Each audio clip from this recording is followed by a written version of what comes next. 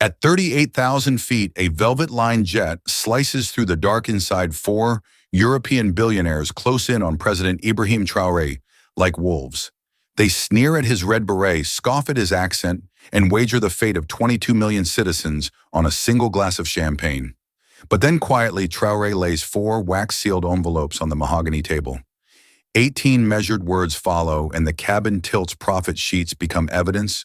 Crystal flutes become handcuffs made of shame. In that breathless hush, you can almost hear empires cracking, hear a continent's heartbeat speeding up. If power tried to buy your silence mid-air, would you cash the check or clip its wings? Tonight we relive the flight that turned a private jet into a battlefield and a battlefield into a classroom on dignity. Names and events are dramatized, but the shadows of exploitation, the surge of hope, and the question of who truly owns the sky are undeniably real. Buckle up, because the landing gear of history just started to descend. The engines hummed like a lullaby for the rich. At 38,000 feet inside a jet so polished it reflected its own arrogance, four European CEOs sat reclined in calfskin seats, swirling amber liquor in crystal tumblers that cost more than a Burkina farmer's annual income. The lights above them were dimmed, casting warm shadows over slick suits, silk ties, and smiles that knew no sincerity. Aboard this luxury cocoon, lined with velvet walls, gold-plated fixtures, and silence priced by altitude, was an unexpected guest, President Ibrahim Traoré. He sat alone near the window, unmoving, unspeaking, his red beret casting a shadow far longer than its fabric deserved. His uniform, though pressed, had none of the elegance of those around him. No Rolex on his wrist, no custom-tailored lapels. Just a dark green military jacket with threadbare cuffs and a quiet stillness that unnerved the men pretending not to watch him. The table between them held no paperwork, no laptops, no contracts. Only a single bottle of 1964 Armagnac, uncorked but untouched by him. They had invited him to talk, but they came to dictate. Henri Moreau, CEO of an oil conglomerate with drilling operations stretching across 5 African countries, leaned back and smirked. "Let's be honest," he said, voice thick with Parisian pride. "Burkina Faso isn't ready to walk alone." Lars Gunderson, a lithium magnate from Sweden, with eyes like cold glass, chuckled and tapped the rim of his glass. "You nationalize our fields, you'll wake up to chaos. China will swoop in faster than your troops can spell it." Miguel Alvarez, billionaire in rare earths, scoffed. "Your people won't eat patriotism, President. Trust me, I've seen it before. Flags don't fill stomachs." The last voice came soft, almost amused. Anton Heffler, German gold baron, raised his glass with a faint sneer. "You'll beg us back, Traoré. Once the mines go silent and your people start rioting over rice." They laughed, not all at once, but in that staggered, smug way powerful men do when they believe they've already won. But Traoré didn't blink, didn't sip, didn't flinch. He watched the clouds outside, silent, composed, like a statue carved out of thunder. And that's what unsettled them most. They came prepared for debate, for negotiation, for flattery or fury. What they weren't ready for was a man who offered neither anger nor applause, only stillness. That stillness made their suits feel too tight, their words too loud. It made the cabin shrink, though the jet flew through the endless sky. The jet itself was a monument to empire. Imported leather, a humidor of Cuban cigars, no longer legal to sell ivory inlays on the doors, ironic considering where the ivory came from. A globe-shaped minibar sat beside the corridor, etched in gold. Africa was there, but small, like a scar someone tried to polish away. No journalists had been invited, no aides, no witnesses, just 4 men who thought altitude gave them immunity and 1 man who came to teach them otherwise. One CEO pulled out a thin silver pen, began scribbling on a napkin like it was a casual lunch. Another whispered something about share prices. One tapped his knee, impatient. But Traoré. He let the silence deepen, like he was waiting for them to fill the air with their own poison. Like he knew what came next. Like this flight wasn't for negotiation, but for revelation. And somewhere amid the soft purr of the engines, something shifted. The laughter faded. Their charm curdled into calculation. Was he bluffing? Why hadn't he responded? Why hadn't he looked at the drink? Why was he here alone without advisors or security unless he didn't need protection? That's when Miguel leaned in, false warmth in his voice.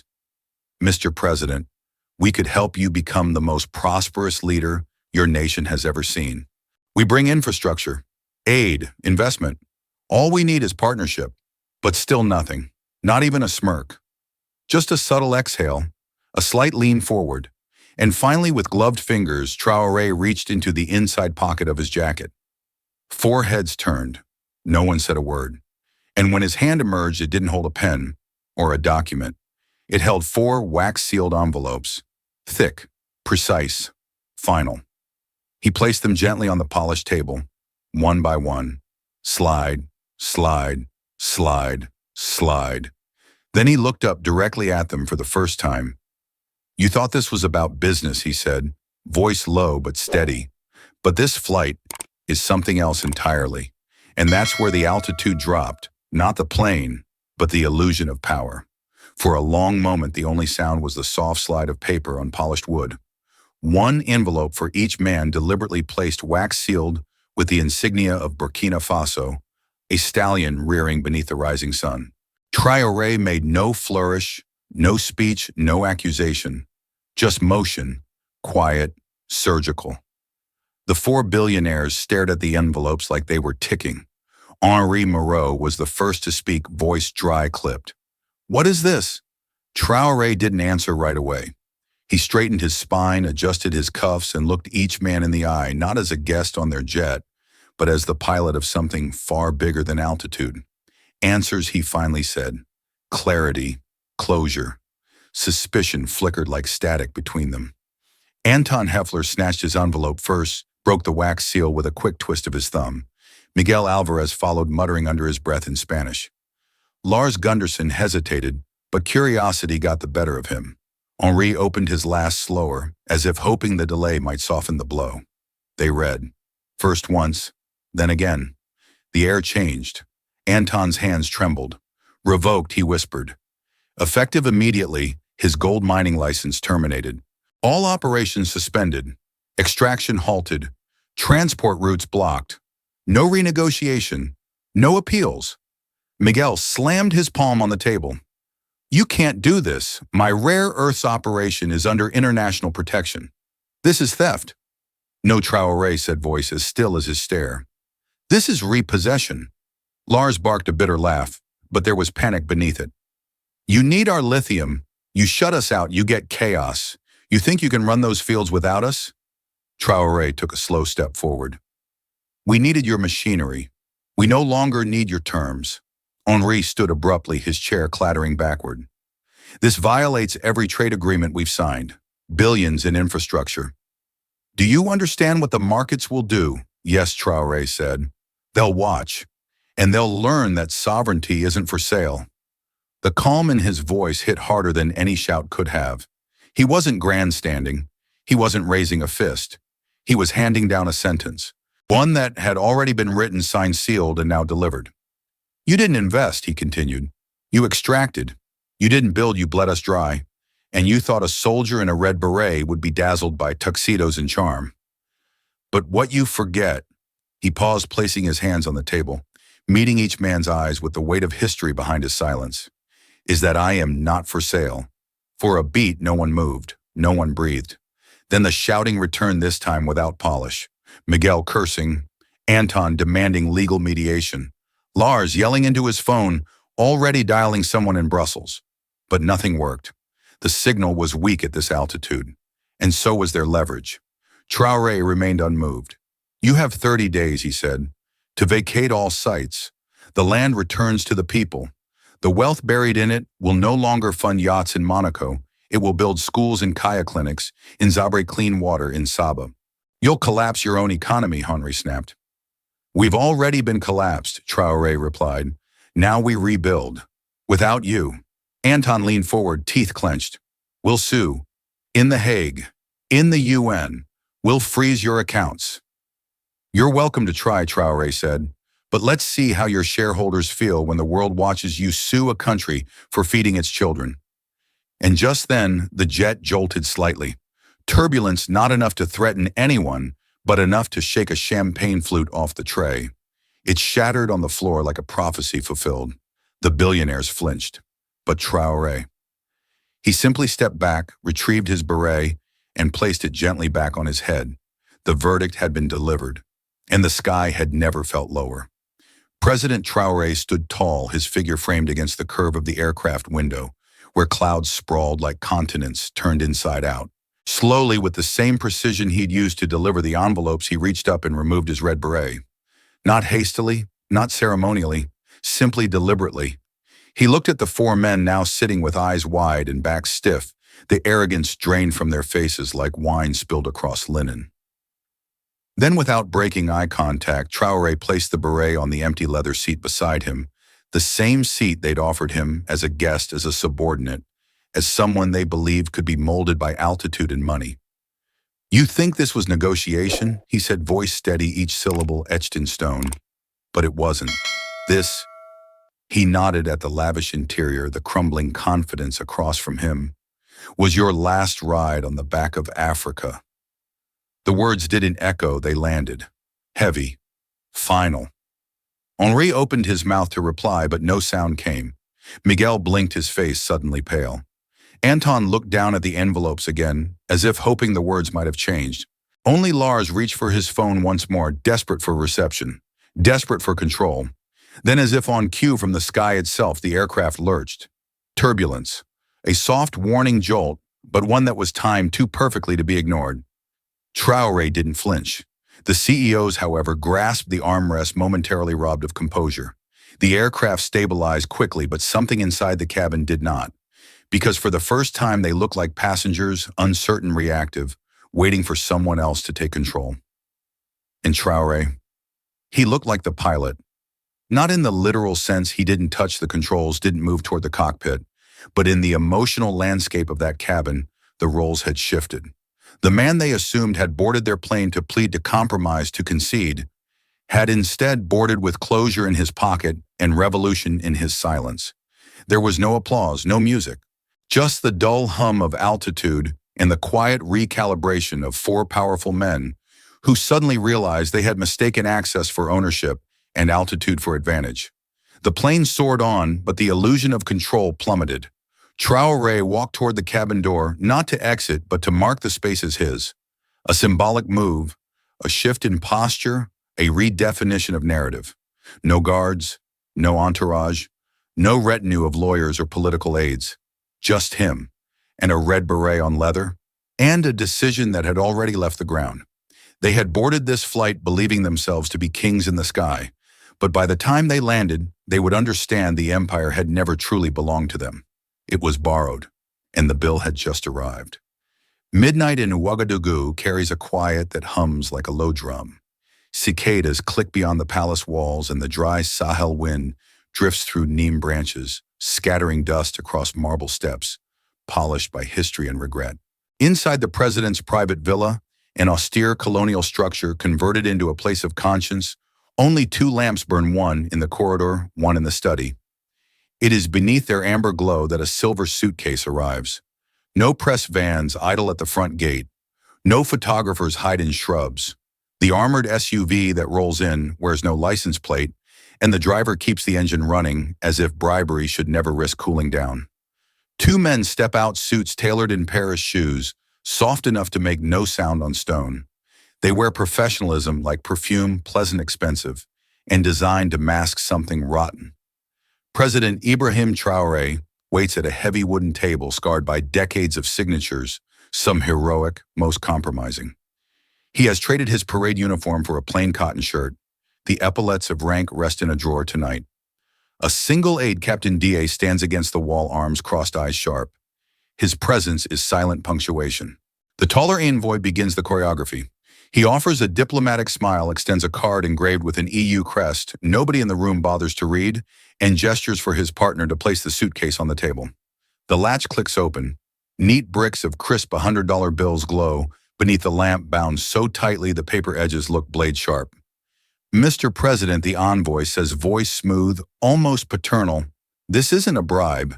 It's gratitude in advance. Your cooperation has already yielded remarkable dividends for all parties. We simply wish to ensure how do I put this continuity. The cash, stacked 12 bundles deep, forms a small silent pyramid. In a nation where nurses share one stethoscope per ward, the sight is hallucinatory. But Traoré does not lean forward, does not even blink. Instead, he studies the envoy as a doctor might study a pathology slide, searching for the edge where civility ends and infection begins. Captain DA shifts his weight. He knows the night can turn violent at the faintest misreading. Yet Traoré's voice when it arrives is almost gentle. Close it. The shorter envoy hesitates confused. Sir, you haven't heard the full offer. This suitcase is only the beginning. Offshore accounts, security packages, and an entire team of consultants to streamline your resource management. Close it, Traoré repeats. The words are not loud, but they carry the finality of a door locking forever.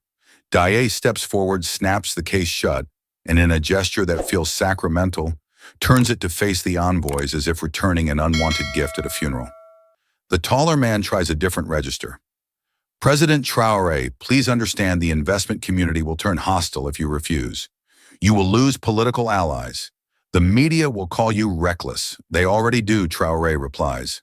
He stands, and though he is not much taller than the envoy, the space seems to tilt in his favor. Because I don't play your game. Because I wasn't schooled in Geneva, and I wear dust instead of cologne. The envoy's smile fractures. Be pragmatic. Your predecessors understood the necessity of compromise. Compromise, Traoré lifts a hand, stopping the retort before it arrives. My people dig with their hands, choke on dust, and bury friends in tunnels collapsed to feed shareholders who've never seen a shovel. You call that compromise? I call it betrayal dressed in silk. Silence quivers between them, brittle as glass. Somewhere outside, a guard coughs. A gecko skitters across the veranda. The clock ticks toward an hour nobody will forget. Then Traoré breathes in through the nose, out through the mouth, as if exhaling an entire century of extraction. Everything must change, he says. 3 words. Quiet but tectonic. They do not land like a demand. They settle like an overdue truth. The envoys exchange a glance, a flicker of something fear perhaps, or the sudden awareness that this meeting is not a negotiation, but an obituary for an era. The shorter one reaches for the suitcase, closes the latch a second time, and clutches the handle harder than necessary. Without another syllable, they turn and walk back down the corridor, their soft shoes suddenly echoing like hammers.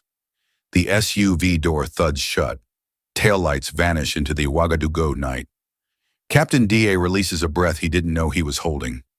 Traoré remains by the table, gaze fixed on the dust swirling in the lamplight, as if studying the shape of what comes next. Outside, the wind rises, rattling dry leaves against the shutters, a restless murmur that seems to repeat his words over and over to anyone still awake enough to listen. Everything must change. The silver suitcase had barely cleared the palace gates when the first tremors rippled across continents. In Paris, a midnight conference call stacked bankers 3 screens high. In Stockholm, lithium traders refreshed dashboards that no longer made sense. In Dubai, a gold market algorithm flagged unforeseen West African risk and froze itself like prey spotting a hawk.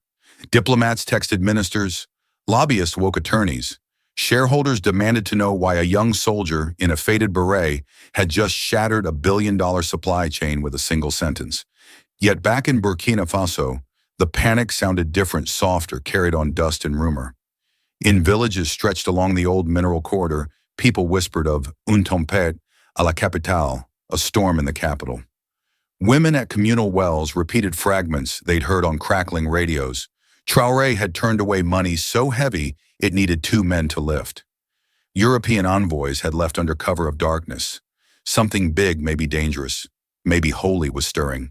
Every hour the story changed shape, but one detail never shifted: the refusal. And refusal spoken by a head of state tasted like a fruit no one had eaten in generations. 200 kilometers east of Ouagadougou, the Tusiana open-pit mine baked beneath a merciless noon. The foreign foremen were gone, but their machinery still squatted over the earth, silent metallic beasts waiting for masters that would never return. In the pit's shadow, an 11-year-old boy named Issa kicked at the gravel, while his grandfather, once a dynamite runner, now a cough wrapped in skin, sat under a sheet metal awning and watched the empty loaders with eyes that couldn't decide between joy and disbelief.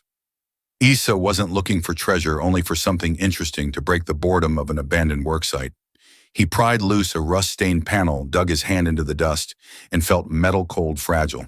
When he pulled it free, he saw a compass, brass casing cracked, glass-faced spiderweb needle spinning lazily over cardinal letters, half erased by time. He shook it, laughed, and ran to his grandfather. "It doesn't point anywhere," Issa said, holding the compass flat so the old man could see the useless swirl. The grandfather's breath rattled. He closed the boy's fingers around the relic. "Take it to the Capitol," he whispered. "Give it to the man who made the suitcase turn around. Maybe he'll know what to do with something broken." 3 days later, in the courtyard behind the presidential offices, Issa, bare feet blackened by road dust, stood before Ibrahim Traoré. Ministers hovered uneasy about protocol, but the president knelt to the boy's height. Issa handed over the compass, chin lifted in fragile pride. "It doesn't point anywhere," he repeated. Traoré ran a thumb over the cracked glass. The needle twitched, but found no north. Desert grit lodged in the gears. A thin smile crossed his face, half sorrow, half recognition. He closed the compass, placed it in the pocket above his heart, and said loud enough for the watching aides to hear, "Sometimes broken things tell you more." The words hung in the courtyard like a verdict on the past and a thesis for whatever would follow. An advisor asked what he meant. Traoré answered by gesturing to the presidential garden beyond the wall fruit trees, planted in topsoil enriched by discarded mine tailings, stubborn green and hostile red earth. "North isn't always a direction," he said quietly. "Sometimes it's a decision." By sunset, Issa and his grandfather were on a truck back to Tusiana, but whispers outran them. The president had accepted a broken compass, called it wise, and spoke of finding a new north that maps did not yet show. In the Capitol, journalists paced their newsrooms, sensing an angle deeper than contracts and cash. In foreign boardrooms, the phrase "broken things" flashed across social feeds, unsettling men who had never questioned whether their compasses worked. And beneath the Sahel stars, where dust carries words farther than radio villagers repeated what they'd heard. "Sometimes broken things tell you more." It sounded like prophecy, or perhaps like the first sentence of a brand new map, one etched not in ink, but in the stubborn speaking dirt itself. The palace mailroom was a cramped, windowless space that smelled faintly of paper dust and old glue, a forgotten artery in the grand structure of power. Most of the envelopes it processed were official ministry reports, diplomatic updates, policy briefings, but sometimes tucked between the formal fonts and embossed seals came a letter with no return address, no title, and no sense of protocol. Those were the ones Traoré asked to see personally. It arrived folded in thirds inside a reused envelope, once bearing a Nigerian soap company's logo. The ink bled, slightly written in blue pen on lined paper torn from a school notebook. The script was careful but imperfect, each letter shaped by someone who had learned not by privilege, but by necessity. "President Traoré." It began, "We talk about you here, in tunnels, over shared meals, in the quiet between shifts. We talk about what you said to them on that plane. It spread here fast, before radio, before TV. The words were like fire in a coal shaft, dangerous but warm. Tell your people, we watch, we hope." The signature was smudged, Kojo Mensah, age 17. Tarkwa, Ghana. No phone number. No plea for money or asylum. Just words, honest, weighty. The kind of words that didn't ask, didn't flatter, didn't beg, they reminded. Traoré read the letter once in silence, then again aloud softly. Captain D.A., standing nearby, didn't interrupt. Neither did the aides at the doorway. They recognized something sacred in the president's stillness, a kind of reverence usually reserved for prayer or graves. Without speaking, Traoré walked into his study. The room, dim in the late light, was still except for the rhythmic ticking of a wall clock made from repurposed rifle parts, a gift from a retired soldier. He opened the drawer beside his desk, pulled out a brass pin, and fixed the letter to the wall just above a cluster of maps and development plans. The handwriting sat now among printed diagrams, a whisper among the blueprints. He stepped back and studied it, as if waiting for the paper to move to orient him. The cracked compass from Issa still rested in his breast pocket, but this was the true needle. not pointing north, but reminding him why the direction mattered. In the days that followed, ministers filed in and out of the study to discuss tariffs, pipelines, and diplomatic pushback. But whenever they paused to glance at the wall, their eyes always lingered on that letter. Some smiled, some looked away, some asked nothing, but they all read it, word by word, over and over. Because there's a kind of leadership that doesn't draw from position or law or tradition. It draws from voices in tunnels, from boys who've never seen a parliament, and from letters that carry no demands, only reminders. And long after press conferences end and agreements dissolve, it is those reminders that keep the compass steady.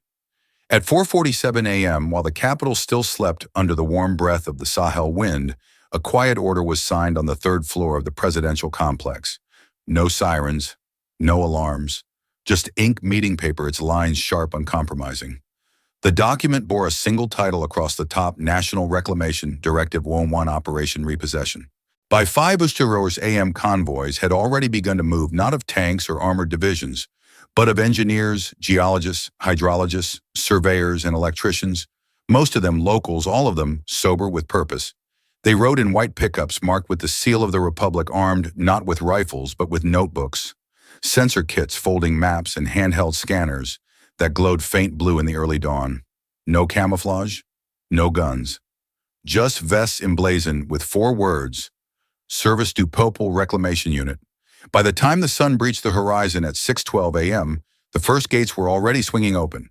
At the Bissa gold site, long managed by a Canadian conglomerate, the night shift guards blinked in disbelief as they received an official document read aloud by a civil engineer, flanked by 2 legal clerks. There were no raised voices, no force, just clarity. This property now reverts to the stewardship of the people of Burkina Faso. Extraction is hereby paused pending ecological audit. We welcome your cooperation. Your safety is assured. The guards, confused but unchallenged, stepped aside. At the Bangu lithium fields, a drone buzzed overhead, while a young woman in a headscarf surveyed the terrain with a digital topograph and logged years' worth of erosion scars into her tablet. A Belgian site manager attempted to object, citing international leases. But when presented with revocation papers signed at the highest level and endorsed by the Constitutional Tribunal, he folded wordlessly, handing over the keys to the equipment depot. It was not resistance that followed, but quiet resignation. Across 9 sites, gold, manganese, phosphate, uranium, and lithium, the story was the same. No firefights, no explosions.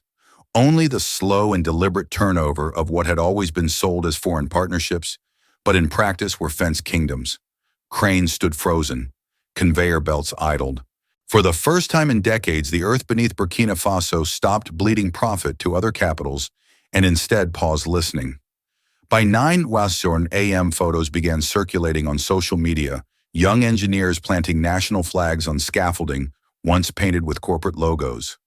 Villagers in sandals walking freely across lands that had been barred by armed guards only days before. Geologists taking samples beside barefoot schoolchildren, peering at mineral cores like relics from beneath their feet. And then came the most jarring photo of all, a mining executive shaking hands with a local hydrologist, both smiling, both surrounded by farmers offering millet cakes and tea.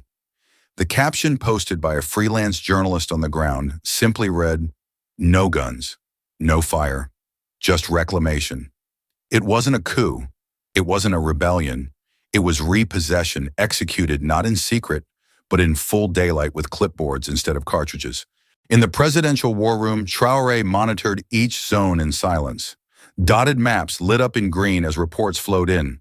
Site secured, no resistance, transition smooth.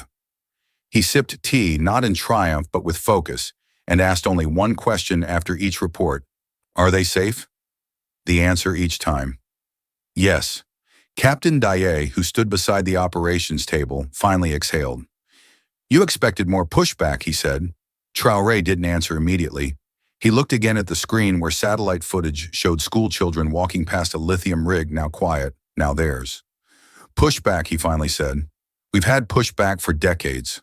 What we did today was push forward." Outside, the streets of Ouagadougou were already stirring. Markets opened. Radios buzzed. But a new frequency undercut the usual rhythm, a low, persistent hum of something different, like a voltage awakening in the bones of the nation.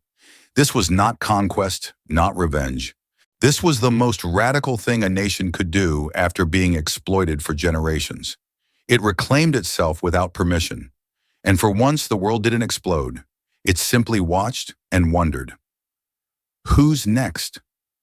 The late afternoon sun shimmered across the scarred landscape of the Gungan rare earth site, where bulldozers once groaned day and night, scooping earth like hungry animals. Now the machine sat idle, flanked by small groups of local engineers, student interns, and government surveyors, laughing, measuring, drawing, building. Not just blueprints, but something more foundational: understanding.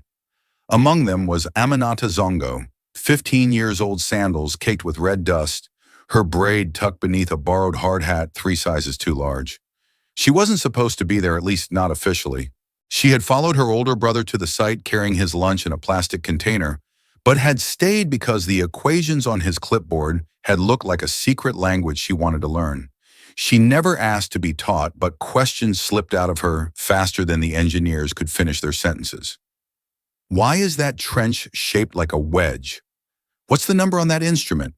Why do you say slope ratio instead of just angle?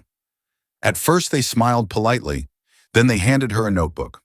By the third day, Aminata was sitting in the shade beside a woman named Asata, a geotechnical surveyor from Kudugu, who showed her how to calculate safe gradient slopes using basic trigonometry. For a mine to be sustainable and stable, especially during rainy season, the excavation had to respect a delicate balance, not too steep to collapse, not too shallow to waste effort. Aminata took notes obsessively. She redrew every sketch. She labeled every tool. She asked what the engineers had missed. And on the 5th day, she ran across the dry basin, holding a notebook above her head, like a trophy. President Ibrahim Traoré had just arrived on a site inspection. No cameras, no convoy, just a plain shirt and boots. The crowd formed naturally like a current around stone. Aminata found him not by protocol, but by instinct. "Mr. President," she called, breathless but certain. He turned. She stepped forward, notebook open to a wrinkled page covered in arrows, lines, numbers, and a single sentence scribbled in bold pencil. "We were digging too steep." Traoré raised an eyebrow, took the notebook gently, and studied the page. Too steep for what he asked. Aminata pointed to the gradient sketch. "If the slope stays above 60 degrees during monsoon season, the walls will collapse inward. That's why the lower pit always flooded. That's why the workers had to keep moving. It wasn't their fault, it was the design." He let out a short, low laugh, not mocking, but surprised, delighted. "You ready to run this place?" he asked. She didn't flinch, but her eyes widened slightly. Then she shook her head. "Not yet, but maybe someday." He handed her the notebook back more carefully than he'd handled most diplomatic briefs. "You let me know when you're ready. I'll keep the keys warm." A murmur rippled through the surrounding workers, half pride, half disbelief. No one had expected this girl to speak. Fewer still expected the president to listen. But this was the new terrain where lessons didn't come from textbooks alone, and titles weren't the only measure of authority. Later, as Traoré departed, he turned once more to Aminata and said, "You found the slope, yes, but you also found something deeper." She tilted her head, puzzled. "You found the angle of truth, and that's the only thing that never collapses." The next morning, Aminata returned to the site with a sharpened pencil, her hard hat adjusted tighter, and the quiet sense that the land beneath her feet no longer belonged to silence. It belonged to her questions. And questions she now knew could move more earth than machines ever had. The old maps came down on a Tuesday, not ceremonially, not with any grand announcement. Just the soft tearing of laminated sheets peeled from plywood walls in dusty district offices, schoolrooms, and mining outposts. Most had hung there for years, grids marked in foreign fonts, coded in percentages, symbols, and dollar signs. The maps had never shown rivers or villages, only veins of lithium, pockets of manganese, and routes for extraction. They had not been drawn for the people who lived there, so the people began drawing their own. In a school in Yako, a teacher pulled down a faded chart stamped EU Geosurvey 2007 and handed out crayons instead of textbooks. Her students, some barefoot, some wearing uniforms with frayed collars, traced their villages first. Then the hills where their goats grazed the roads that turned to mud in rainy season, the mango tree where elders gathered in the dry months. They didn't draw mines, they drew water pumps, clinics, fields of sorghum, the kind of map you could live inside, not just extract from. At a community center in Zinyare, elders sat with students at long wooden tables, poring over satellite images like sacred texts. They corrected place names in red ink. They redrew borders between owned and belonged to. When a teenager asked how to mark the site of a collapsed tunnel, an old woman replied, "Mark it with a drum." That's where we lost sound. Elsewhere, in a repurposed warehouse once used to store imported equipment, an architecture student painted a message in bold black brushstrokes across the raw concrete wall. "We don't need promises. We need our soil."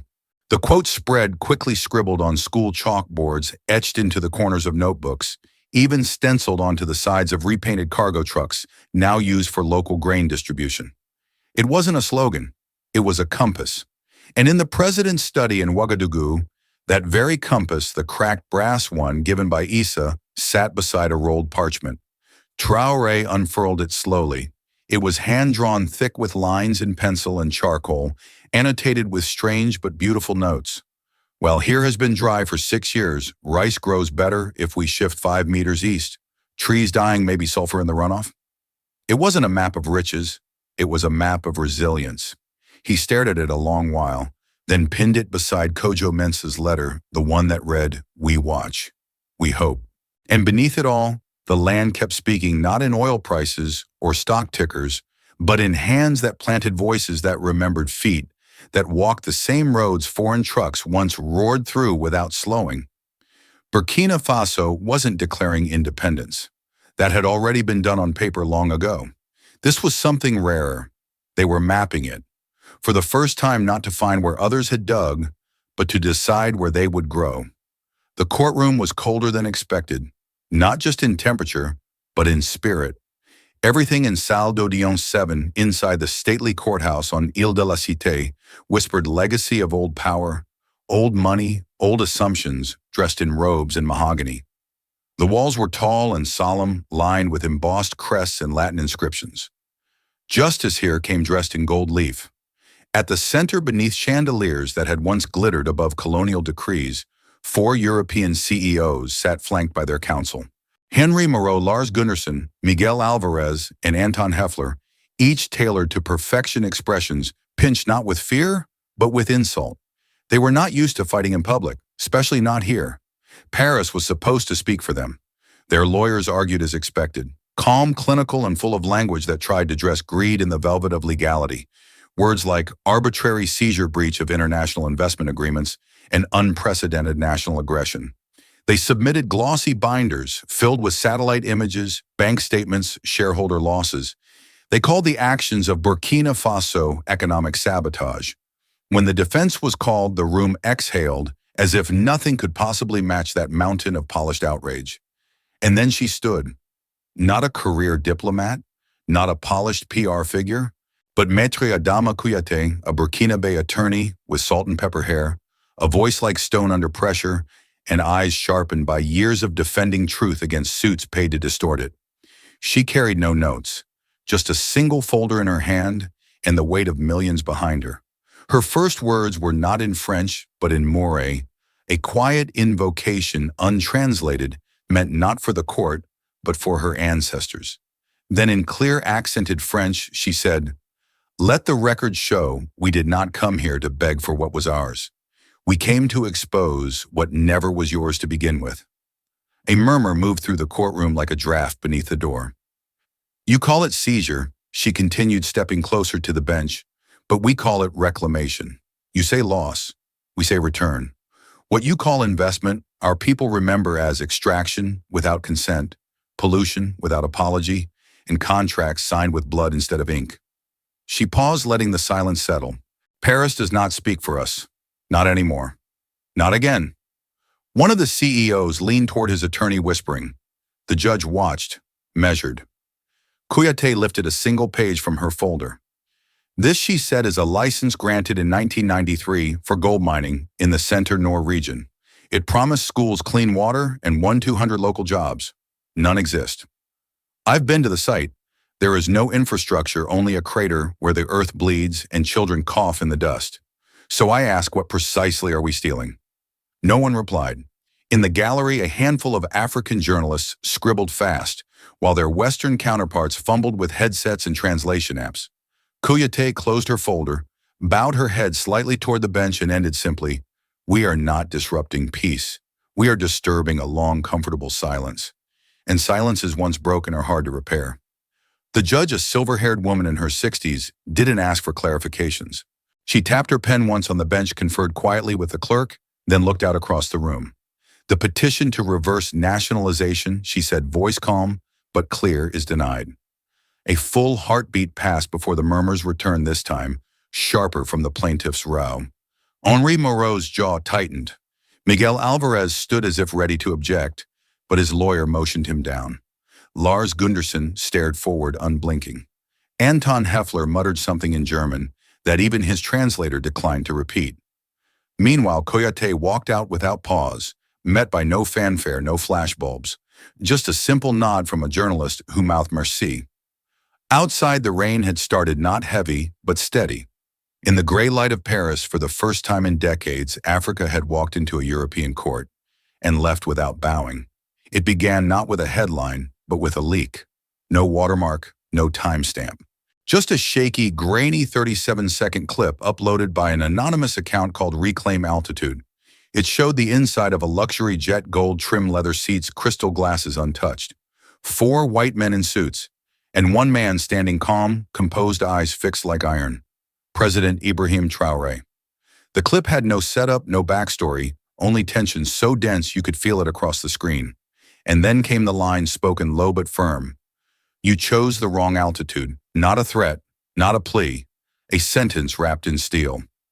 At second 14, one of the CEOs tried to interrupt. At second 16, Traoré placed an envelope on the table. At second 22, the camera jolted, someone shifting, realizing what was happening wasn't a conversation but a correction. And at second 37, the clip cut out. But it was enough. Within 2 hours, it had 3 million views. Within 12, it had subtitles in Portuguese, Spanish, Wolof, Lingala, Arabic, and Korean. By the end of the day, it had been reshared by African activists, indigenous leaders in Peru, student unions in Colombia, eco-movements in the Philippines, and even a rapper in Brooklyn who freestyled the line into a track titled "Wrong Altitude." It wasn't just viral, it was volcanic. In Accra, graffiti artists painted Traoré mid-step off a staircase that morphed into a spine made of red earth. In Johannesburg, a mural stretched across the side of a library, with his silhouette against a jet, words in bold underneath. "You chose the wrong altitude. We're not beneath you anymore." In Kingston, students projected the clip onto the side of their colonial-era administration building and cheered like they'd just seen a revolution, not an explosion, but something even more dangerous, a shift in posture. Across social media, young people began using the phrase in new ways, not just for politics, for breakups, for school protests, for job rejections. They said I wasn't qualified. I smiled and told them, "You chose the wrong altitude." Landlord tried to double our rent. We chose a new altitude outside his system. The phrase mutated, became a meme, a song lyric, a wrist tattoo, a rally cry. What shook global observers wasn't just that the video had leaked, it was who it activated. Not politicians, not pundits, but the people who had always watched history happen from below and now realized they could look level or higher. In European boardrooms, executives demanded explanations. Who filmed this? Who leaked it? Can we suppress it? But the fire had already crossed too many borders. The script had cracked, and even their own interns were quoting it under their breath. In Ouagadougou, Traoré was briefed on the video's spread. He watched it once in silence. Then he closed the laptop and asked only one question: "Has anyone responded with violence?" The aide shook his head. "Only art." Traoré smiled faintly. "Then we're still winning." That night, a young woman in Dakar added the final stroke to a mural. It showed a cracked compass, gold dust falling from it like sand in an hourglass. Beneath it, 3 words written in blood-red: "Altitude is ours." And just like that, a sentence once spoken in a private jet at 38,000 feet became the most public truth of the year, not because it shouted, but because it resonated. Sometimes all it takes is 37 seconds to remind the world what silence had been hiding. In a sunlit apartment overlooking the Baltic Sea, Dr. Elise Gunderson, climate scientist and professor at Uppsala University, sat at her kitchen table surrounded by open research journals and a half-eaten bowl of porridge. Her phone buzzed again. Dozens of messages, press inquiries, and tagged posts piled in like waves. She didn't answer any of them. Instead, she opened a blank post on her social media profile, took a breath, and typed the words she'd held inside for years. People are stronger than contracts. No hashtags, no filters, no photo.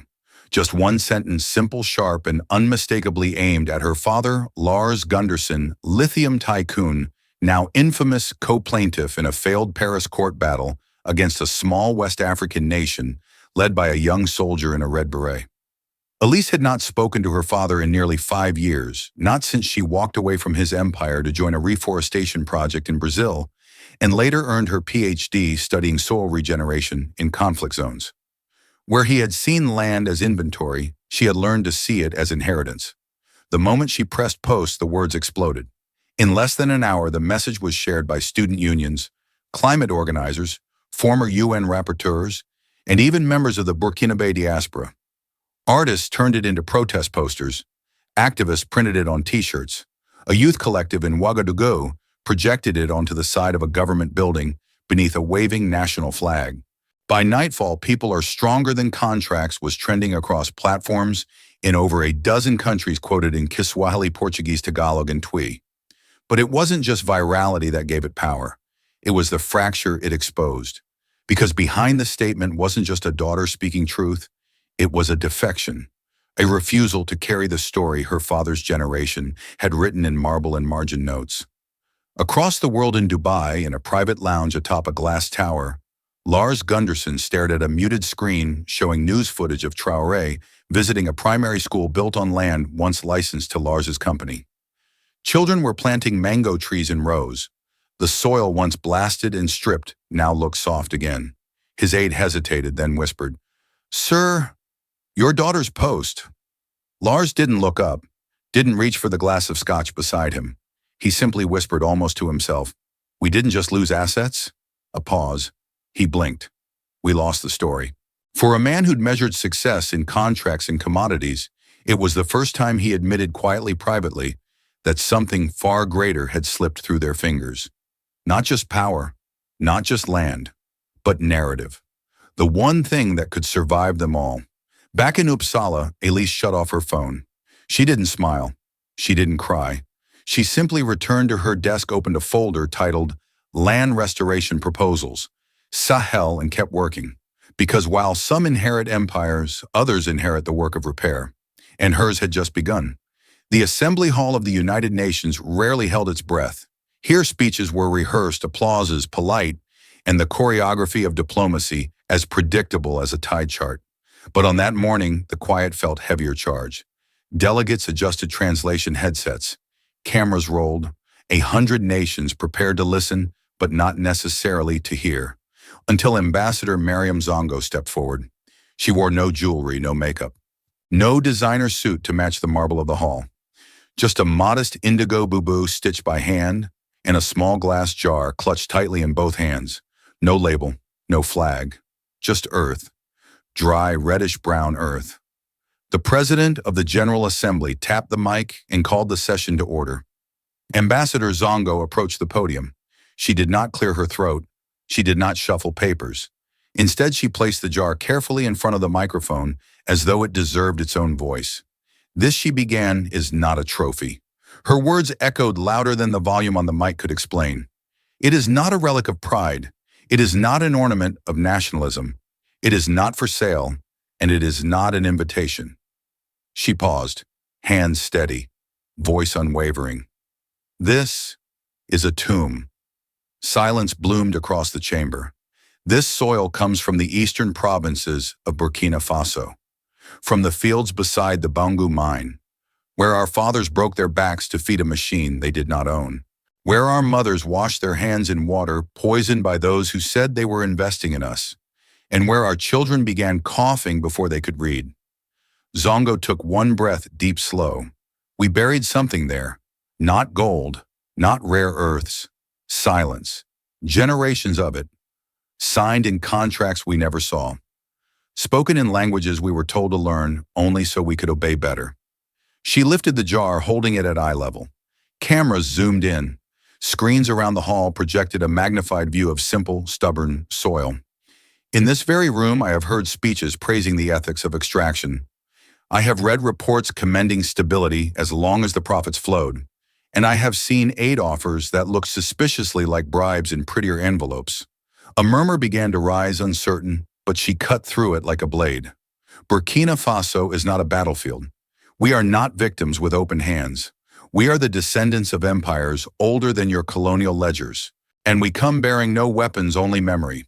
A diplomat from Switzerland shifted in his chair. An oil minister from Canada looked down at his notes. A journalist from Ghana locked eyes with Zongo, mouthing the words before she said them aloud. We buried our silence here, and now we rise from it.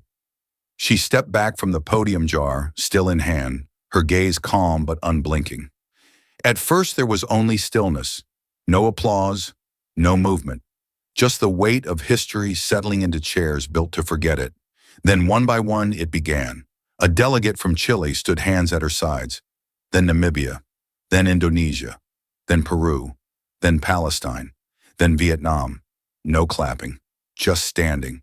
A full resonant silence heavier than noise. Not protest, not performance. Presence.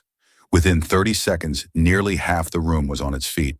Others, unsure, followed, some out of guilt, some out of shame, but many simply because they had recognized in that jar of soil something they had buried too. Zongo did not bow. She did not smile.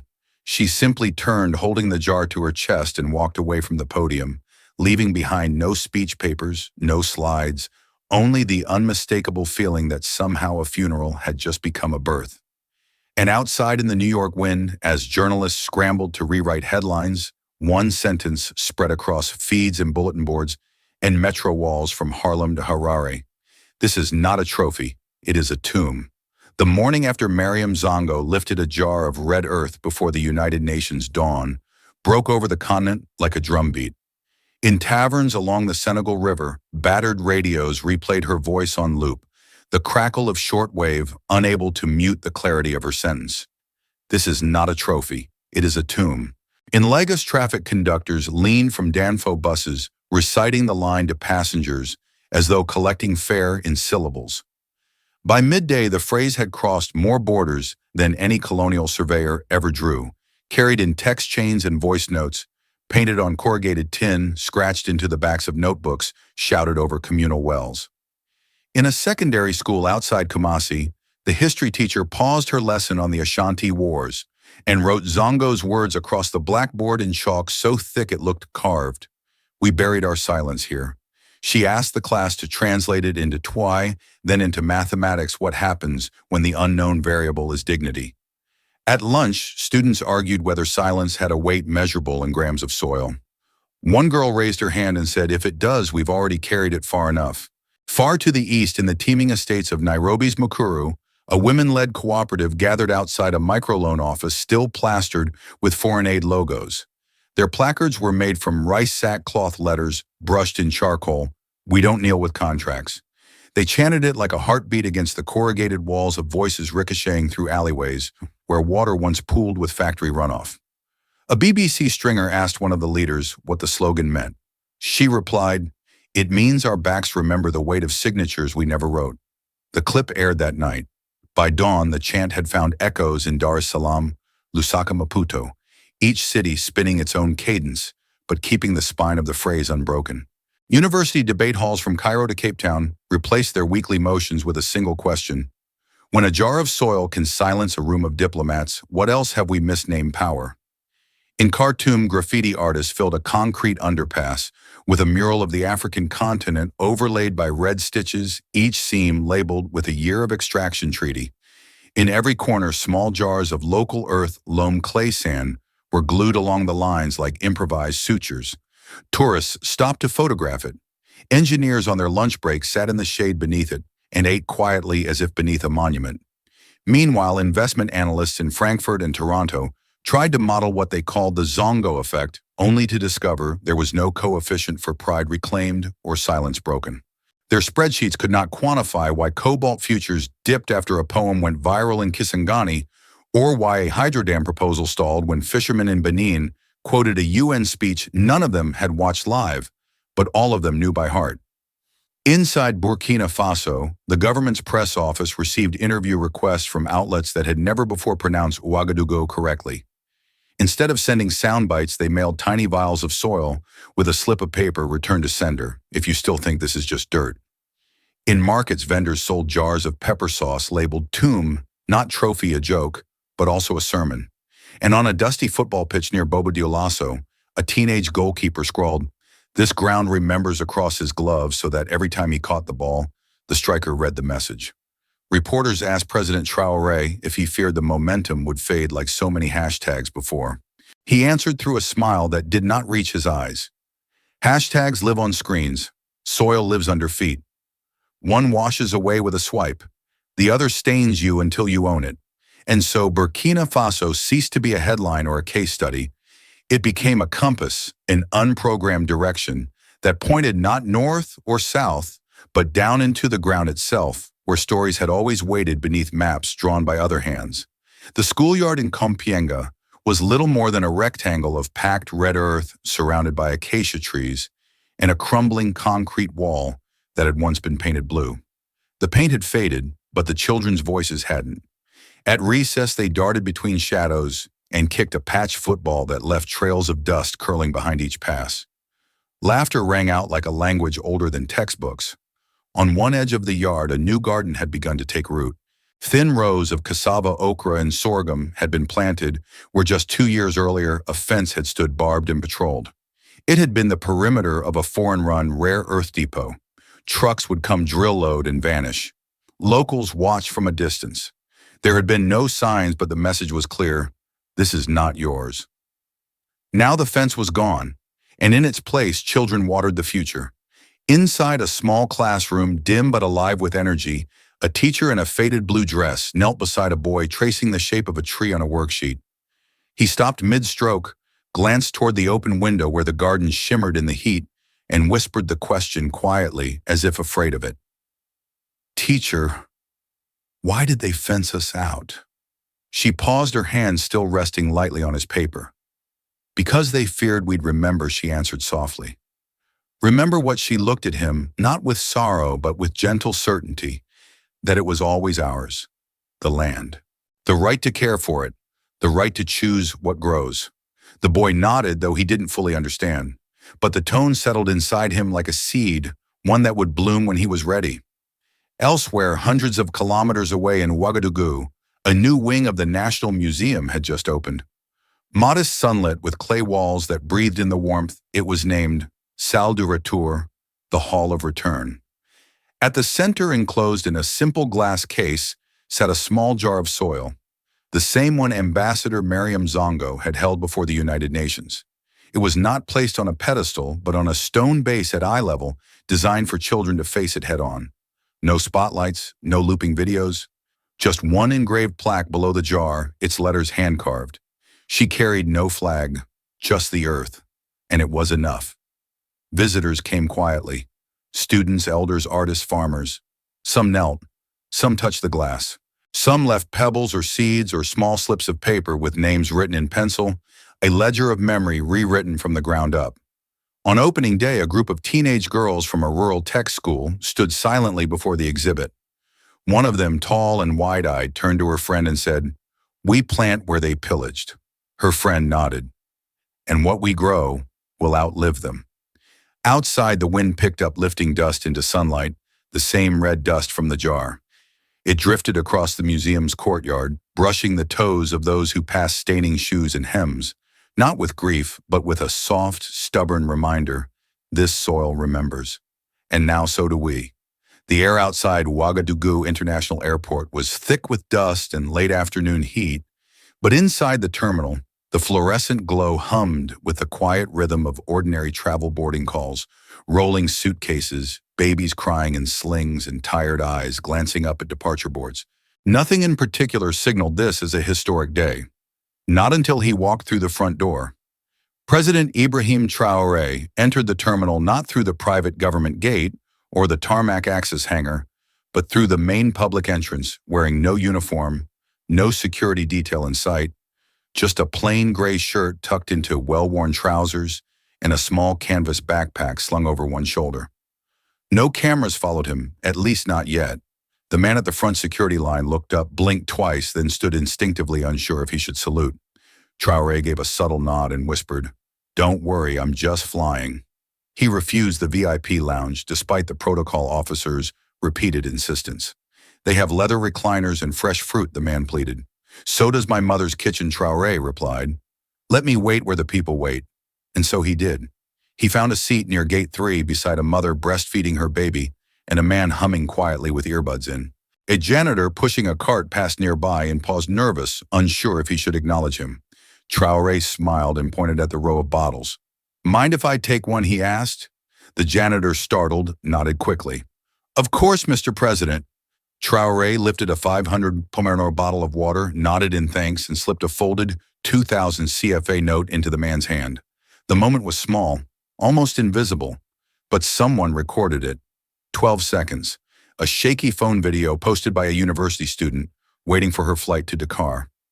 It showed Traoré sitting beside regular passengers, taking a sip of water and saying offhandedly, to no one in particular, "Dignity doesn't need velvet chairs." By the time his flight touched down, the video had already crossed borders. Within hours, it was shared by ride-hailing drivers in Abidjan, hairdressers in Accra, and market vendors in Kinshasa. On Instagram, a photo of Traoré boarding the plane behind a crying toddler, holding the boy's toy that had fallen, was captioned, "He doesn't fly above us. He walks among us." In Burkina Faso, the streets buzz not with anger or protest, but with a strange, new feeling, calm pride. The kind that didn't need to shout to be real. A group of high school students painted the quote on a wall near their bus stop, "Dignity doesn't need velvet chairs." The word dignity began trending, not as a hashtag, but as a whispered standard, a memory of what leadership could look like when stripped of spectacle. And in the quiet corners of government offices and foreign embassies, some raised eyebrows. Not because Traoré had made a speech or passed a law, but because he had done nothing theatrical at all, and that somehow had echoed louder than any parade. No sirens, no anthem. Just a man walking, waiting, sipping water, like millions of others, but carrying the weight of a continent on his back and never once letting it show. At a small airstrip outside Tenkodogo, villagers gathered as the distant hum of jet engines began to ripple through the clouds. Children shielded their eyes from the sun, pointing toward the sky as the aircraft descended, not just any aircraft, but the once private jet that had carried European mining executives champagne and sealed contracts over Africa like an empire on autopilot. Now it bore new colors. The exterior gleamed with a fresh coat of deep red, vibrant green, and soft gold, the colors of Burkina Faso's flag painted not in glossy vanity, but in matte defiance. Where once a discreet corporate logo had sat near the tail, now a hand-painted phrase wrapped beneath the cockpit, "We fly for the people." Inside, the transformation was just as profound. The bar, once stocked with imported liquor and fine crystal, had been stripped and replaced with storage racks filled with medical crates. The leather recliners were gone, replaced with reinforced benches, emergency supplies, and rows of labeled kits: prenatal care, anti-malaria treatments, dried nutritional supplements, portable solar lights. This flight, its first official mission, was headed to a flood-stricken village near Dori, where roads had become rivers and clinics had run out of supplies weeks ago.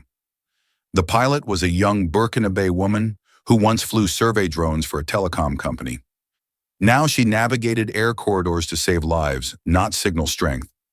As the plane touched down, the villagers erupted in quiet awe.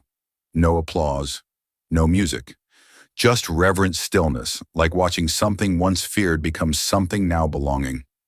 A young boy clutched his grandmother's hand and stared at the aircraft as the cargo door opened. "Is that the plane?" he asked, eyes wide. "Which one?" the grandmother replied. He pointed. "The one that used to be theirs."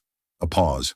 Then almost a whisper, "I wanted to see what it looks like when it forgets how to look down on us." The grandmother smiled, tears catching the edges of her eyes. Now it only looks forward. And from the belly of a plane once filled with contracts and power plays, hope stepped out one crate at a time. Beneath the afternoon sun on the tarmac at Ouagadougou Air Base, a crew of volunteer mechanics worked around the repurposed jet with practiced rhythm. The aircraft had just returned from its third humanitarian flight, this time delivering surgical gauze and solar incubators to a rural maternity ward in Koudougou. Dust clung to the wheels. The landing gear hissed as it cooled. Inside the cargo hold, Issouf, a wiry mechanic with oil-stained sleeves and a quiet sense of humor, worked his way along the side panels, clearing out the last remnants of the plane's old life. He'd already removed champagne racks, velvet linings, and hidden compartments that once held luxury toiletries. Most of it had been stripped months ago, but something small clinked at the back of a drawer near the cockpit. He reached in and pulled it out, a slender, silver cocktail stirrer engraved at the top with elegant lettering LG. He turned it in, his fingers squinting.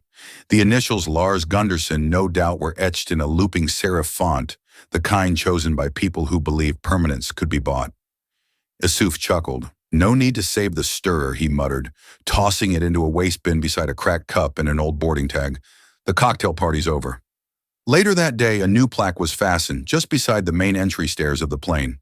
Simple stainless steel engraved locally by a welding apprentice named Aminata, yes, that Aminata now interning with the Air Corps. It read, "This plane used to carry power. Now it delivers it." And as the next load of school solar kits was rolled in, no one missed the stirrer. Only the lift. Only the purpose. Only forward. Kumbia mine no longer whined with machinery. It breathed. Tall grass now swayed where ore once bled, and makeshift goalposts marked the edges of the former pit. Old Salifou Diallo, once a dynamite runner, hunched over ground he had not touched since the day the foreign company sealed the gates. His fingers, stiff with age, sank into the moist soil until they met something hard. He pried loose a dull quartz-flecked stone, worth nothing to jewelers, priceless to him. "We spent 40 years chasing glitter," Salifou murmured, turning the rock in his palm. "Never tasted it."